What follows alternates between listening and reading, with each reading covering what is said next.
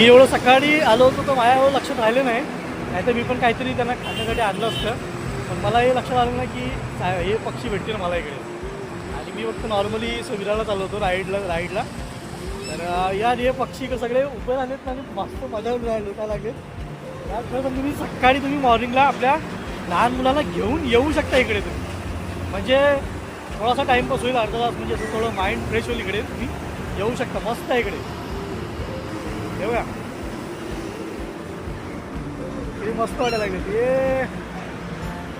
हाय हाय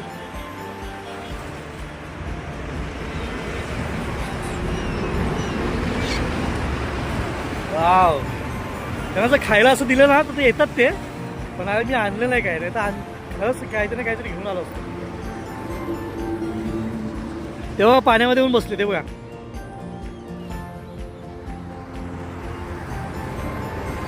तेव्हा तिकडे खूप सारे आहेत.